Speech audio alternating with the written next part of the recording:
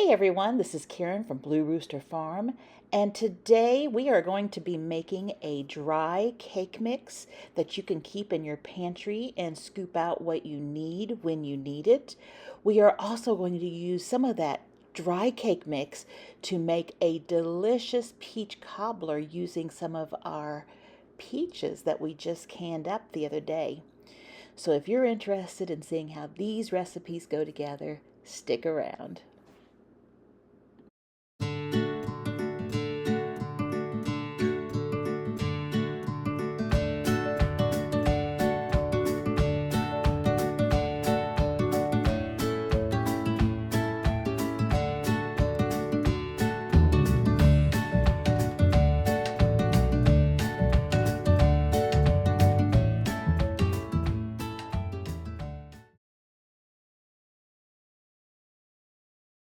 Hello friends, today we're going to be making a cake mix in a jar, but we're going to be making it bulk. And so what I'm going to do is be using this jar right here to store my cake mix, and that way I can have it.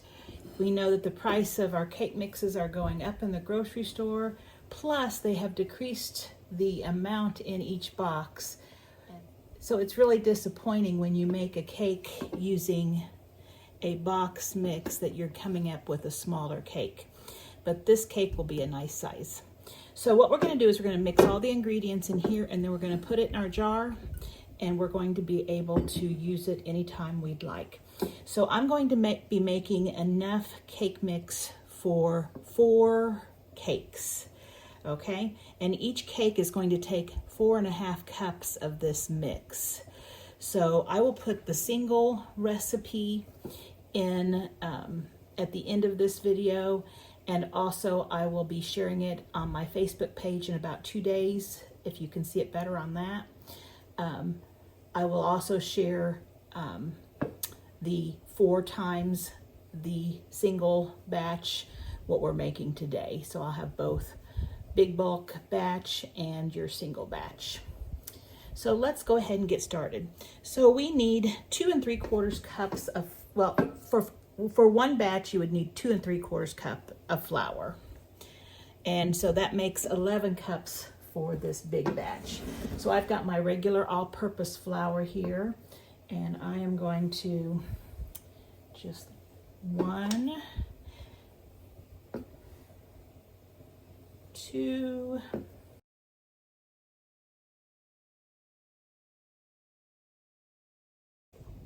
and 11. So we've got a big pile of flour right here, and you're going to need a whisk of some sort to stir, because one of the things you're going to want to do is make sure everything is really well incorporated, since you're going to be taking just a portion of this out every time you use it. So there's our flour. Then we're going to take, for one batch, it's 1 3/4 cups of sugar. For this, it's going to be 7 cups of sugar.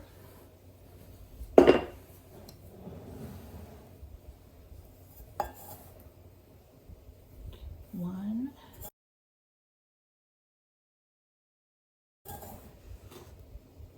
And 7.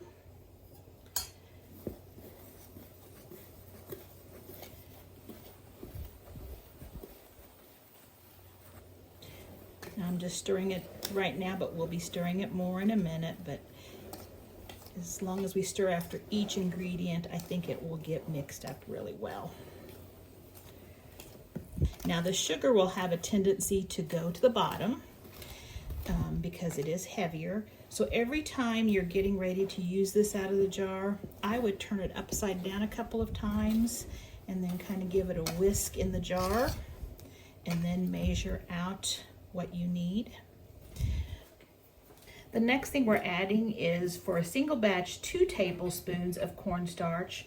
For this quadruple batch, we're going to use a 1/4 cup of cornstarch, just regular old cornstarch.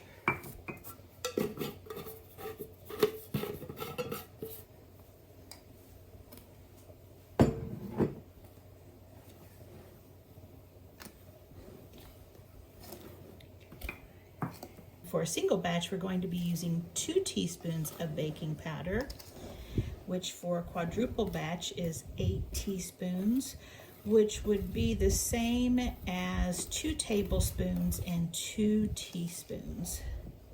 So let's get that.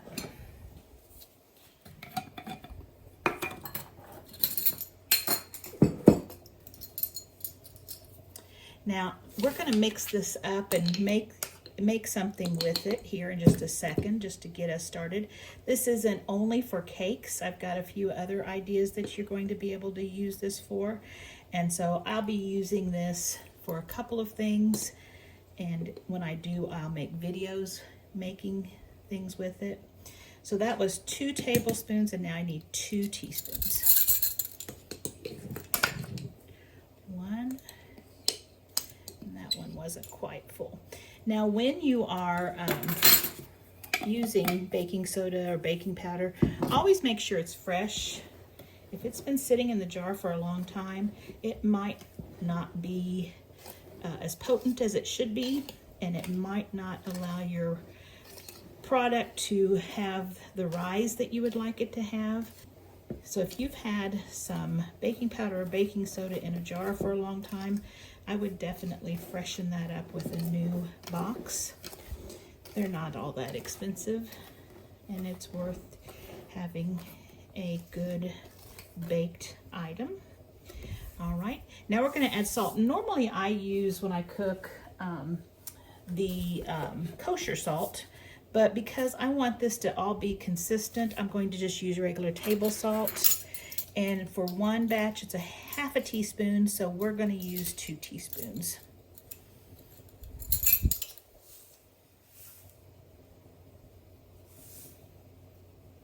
One,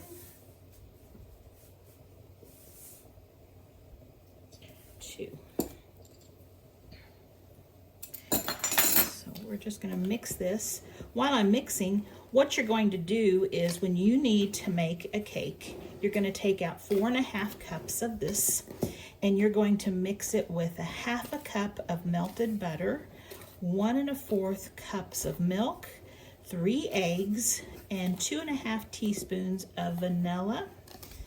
And that will make a cake that is a 13 by 9 inch pan, or 2 round cake pans,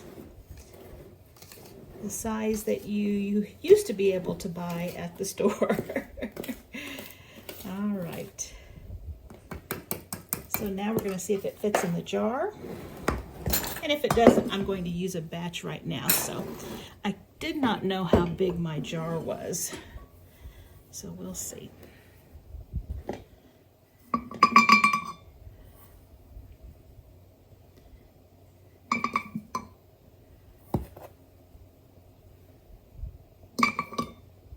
And when you put this on your pantry shelf, you do want to have it in a enclosed container, whether it be a plastic jar, a glass jar.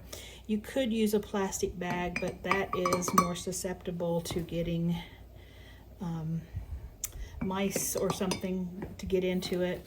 I like to use glass, so I'll just keep this on my pantry shelf, and anytime I need it, I can pull it out. Today what we're going to be using this for is a peach cobbler, kind of a dump and go cobbler. And I'm going to also be using one of the cans of pie filling, peach pie filling that we made on a previous video. And it looks like I can probably get, because when you shake it, it'll go down. I think I can get all of this, so I think this is going to be great for 4 batches, but I'm not going to stick all of it in. I'm going to go ahead and measure out, I think I'm going to measure out 4½ well, I don't think I want to use quite that much for this. I think I'm going to measure out 3 cups for what we're going to be making. So what I will do is I will either put a label here, I like to have them on the front, or I can put a label up here and put that on my shelf. and whenever I need to use it to make something, I will just get out what I need. Remember, the directions will be at the end of this video, or in maybe about 2 days, on Blue Rooster Facebook page, and it's really easy to see there. If you get it at the end of this video, you'll need to take a screenshot, or you need to pause it and write it down. I know a lot of people ask why I don't put it in the description. I have so much other stuff to do. It's one more thing to type out, and I just don't want to make an error on that. I'm always putting my recipes on the big recipe sheets because I am putting those into a binder, and so once I get it into there, that's what I'm keeping it in, and so I just can't do it in the description too. It's just too much. So I hope you enjoy this video, and in just a second I'll bring you back and we're gonna make that peach dump and go cobbler. Now we're gonna make a peach dump cobbler.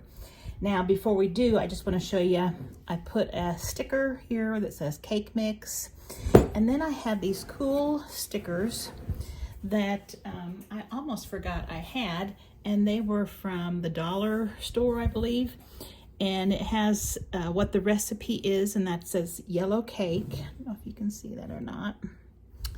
And then it says ingredients, and I wrote down the ingredients that I have in this jar, and then directions, so I just wrote down what we need to add in order to make the cake, and then the date that this was made.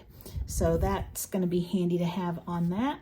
So that's ready to go in my shelf. And after taking out my 3 cups, because I'm going to use 3 cups for this, I have that much space. So it looks like 4 cups would have fit, or 4 batches would have fit just perfect in there. So in order to make a peach cobbler dump cake, we are going to take a can of our peach pie filling, and we are going to dump it in a smaller than 13 by 9 inch size pan. And I think this one's probably like 8 by 11 or something like that. And the reason we want it smaller is because a quart of peach pie filling will not fill the bottom of a 9 by 13 inch pan very deep. And so if you don't want much filling, that's fine. But if you want to have a nice bit of filling in each piece, then you should do it in a smaller container. I would suggest, if you're going to do a 9 by 13, to use 2 quart jars, and that would be fine. And then I would go ahead and use the full cake mix, the full 4.5 cups of cake mix. Now, if you don't want to mix up this cake mix, just use a regular box of white or yellow cake mix, and that's fine. Okay, but since we're making this so that we can use it, and it is much less expensive and much easier to have on hand, then this is going to be great. So I have 3 cups, because this isn't as big, 3 cups of the cake mix, and I have a stick of butter melted.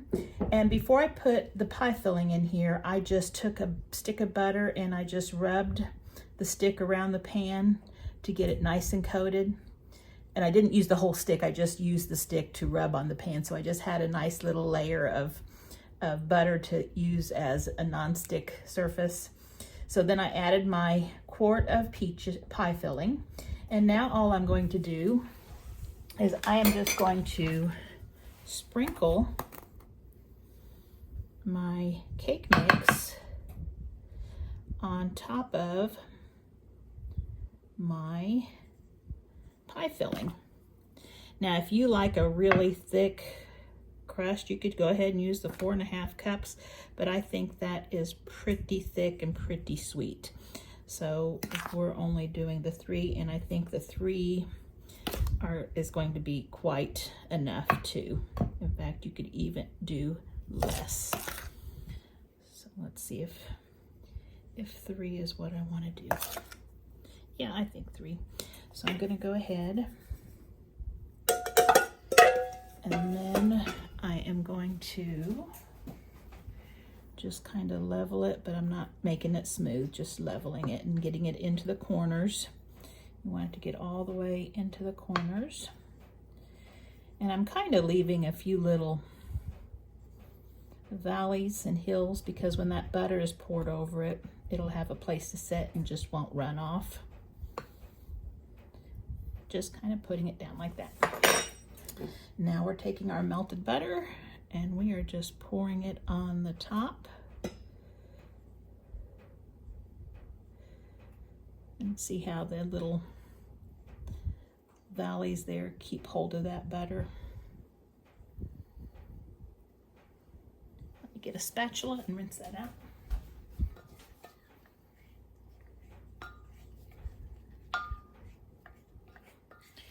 And we can also sprinkle it with a little cinnamon, which I'm going to do.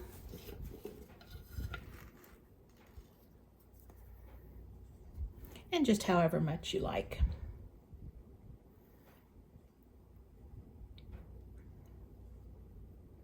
Now you could take slivered almonds or sliced almonds and mix it with your cake mix too. That's really good. They get toasted in there. All right, so this is ready to go into the oven. We're going to put it in at 375 degrees, and it's going to take probably 35 to 45 minutes. You want it to get bubbly all around, and this is going to be a fantastic cobbler. So I'll bring you back when it's finished. Here is our finished cobbler. It is smelling so good in the house right now.